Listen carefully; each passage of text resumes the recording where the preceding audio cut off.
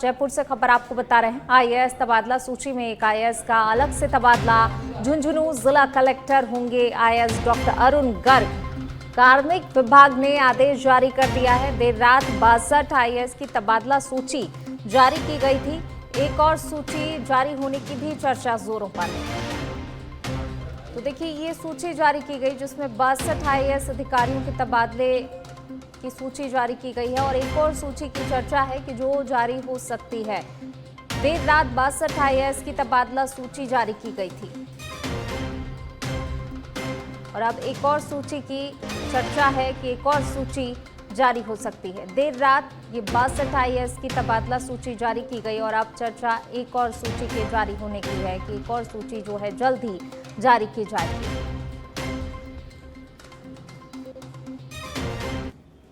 चलिए बढ़ेंगे आगे। जोधपुर सहित कई शहरों में तमाम कार्यों को ठेकेदारों ने विरोध के जरिए निविदाओं का सामूहिक बहिष्कार कर रखा है।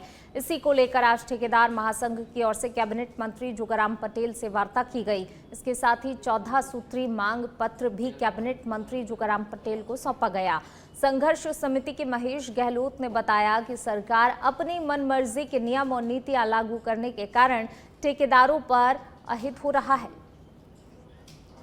मेरा उनसे निवेदन है कांग्रेस के प्रदेश अध्यक्ष जी से कि उनके समय की पैदा की हुई समस्याओं को, भ्रष्टाचार को मिटाने में समय लगेगा।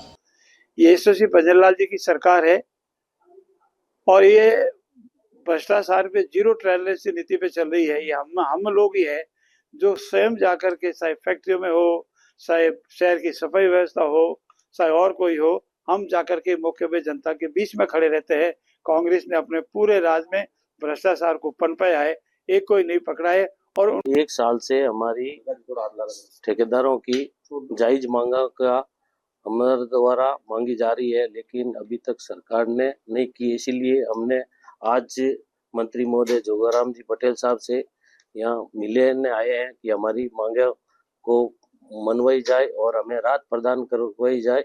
राजस्थान प्रदेश के सभी संवेदक भाई अभी टेंडरों के बहिष्कार कर रहे हैं और हमारी प्रदेश के राजस्व मंत्री हेमंत मीणा और बीजेपी के पूर्व प्रदेश अध्यक्ष और सांसद सीपी जोशी प्रतापगढ़ के दौरे पर रहे, जहां उन्होंने देवगढ़, दरबाजा, पिल्लू, अरनोद के गौतमेश्वर और सुहगपुर में 8 करोड़ रुपए की लागत के विभिन्न विकास कार्यों का भूमि पूजन और लोकार्पण किया। इस दौरान नगर परिषद की ओर से मंत्री और सांसद का स्वागत अभिनंदन किया गया। कार्यक्रम के दौरान मंत्री हेमंत मीणा ने कहा कि सरकार का मुख्य उद्देश्य जनहित में विकास को गति देना है ताकि अंतिम व्यक्ति तक लाभ पहुंचे। वहीं सांसद सीपी जोशी ने कहा कि केंद्र की मोदी सरकार समाज के अंतिम व्यक्ति के कल्याण के लिए कृत संकल्पित है। राजस्थान सरकार ने देर रात एक आदेश जारी कर भारतीय प्रशासनिक सेवा के अधिकारियों के तबादले किए हैं। 62 आईएएस अधिकारियों के तबादले हुए हैं, जिसमें राजसमंद कलेक्टर बालमुकुंद असावा के स्थान पर अरुण कुमार हसीजा को राजसमंद के नए कलेक्टर के रूप में जिम्मेदारी सौंपी है। आईएएस अरुण कुमार हसीजा को राजसमंद जिले का लंबा प्रशासनिक अनुभव है। हसीजा का प्रशासनिक सेवा के सफर की शुरुआत आरएएस अफसर के रूप में राजसमंद से हुई थी। दिसंबर 1998 से मार्च 1999 तक राजसमंद के सहायक कलेक्टर एवं एग्जीक्यूटिव मजिस्ट्रेट भी रह चुके हैं। इसके अलावा 2001 से 2003 के मध्य 2 वर्षों से अधिक समय तक नाथद्वारा उपखंड अधिकारी और राजसमंद डीपीआईपी प्रोजेक्ट में प्रबंधक भी रह चुके हैं। आपको बता दें कि 56 वर्षीय आईएएस अरुण कुमार हसीजा मूलतः चित्तौड़गढ़ जिले के रहने वाले हैं।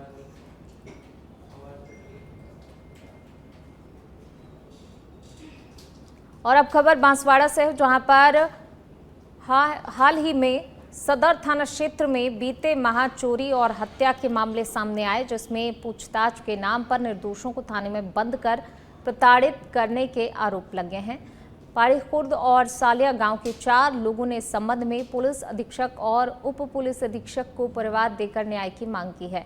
लोगों ने आरोप लगाया है कि सबूत न मिलने पर 2 लोगों से 5-5 हजार और 2 अन्य से 10-10 हजार रुपए लेकर उन्हें छोड़ा गया है।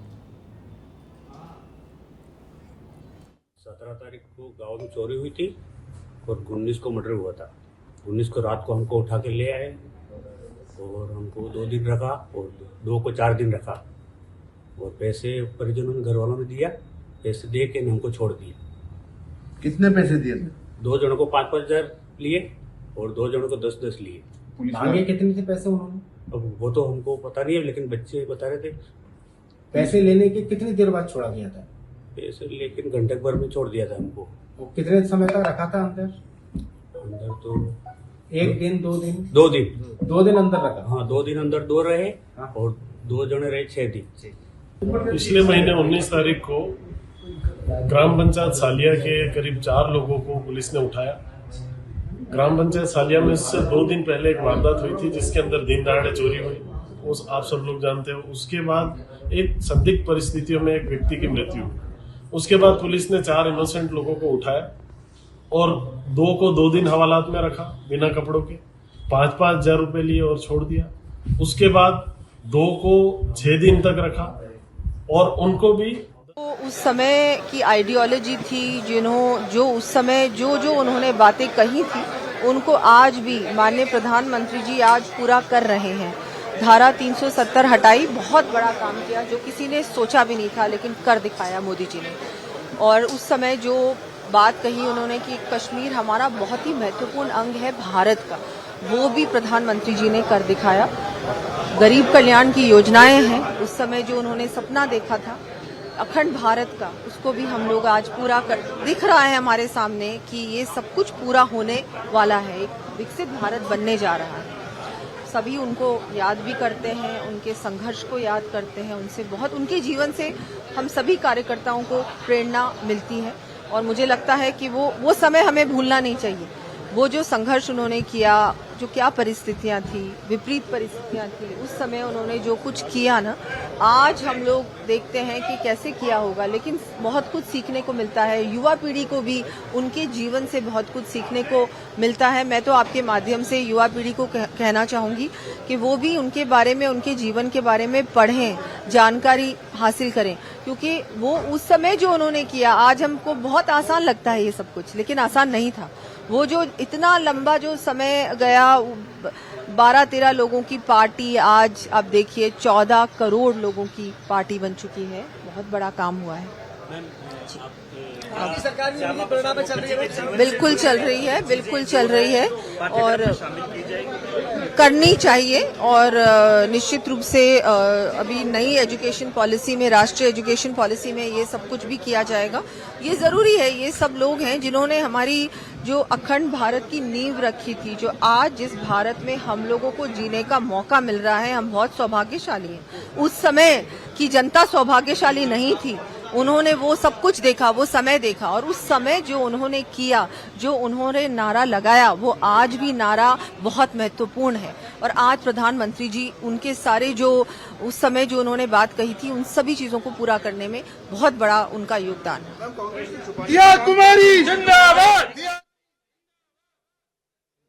चलिए खबरों का रुख करते हैं। श्रीगंगानगर जिले का धरतीपुत्र किसान एक बार फिर अपने हक के पानी के लिए 49 डिग्री तापमान में सड़कों पर दौड़ता नजर आया। किसानों के जरिए खेतों में सिंचाई पानी की मांग को लेकर करीब 1 सप्ताह से श्रीगंगानगर के महाराजा गंगा सिंह चौक पर अनिश्चितकालीन हल्ला बोल धरना चल रहा है, जिस पर बैठे किसानों का प्रतिदिन आक्रोश बढ़ता ही जा रहा है।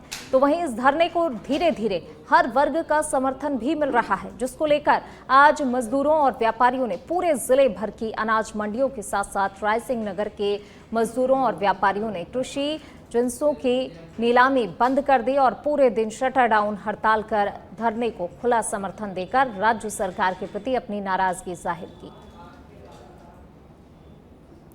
राजस्थान लोक सेवा आयोग के लेक्चरर और कोच भर्ती परीक्षा का आगाज हो गया है, जहां सीकर जिले के 49 परीक्षा केंद्रों पर 28 जून तक चलने वाली इस परीक्षा को 2 पारियों में आयोजित किया जा रहा है।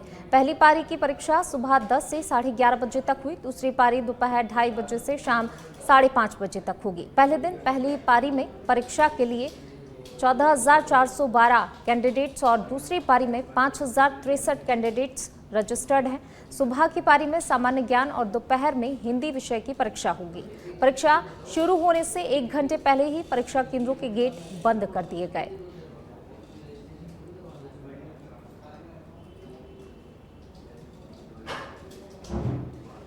खैरथल तिजारा की भिवाड़ी में एक बार फिर हाईटेक बाइक चोर गिरोह के निशाने पर आ गया है। लगातार वारदातों से पुलिस की चुनौतियां बढ़ती जा रही हैं। ताजा मामला न्यू अरावली बिहार का है, जहां पर 20 जून की रात एक युवक की बाइक महज 35 मिनट में ही गायब हो गई। पीड़ित ने बाइक घर के बाहर खड़ी की थी, लेकिन कुछ ही देर बाद बाहर निकलने पर बाइक गायब मिली।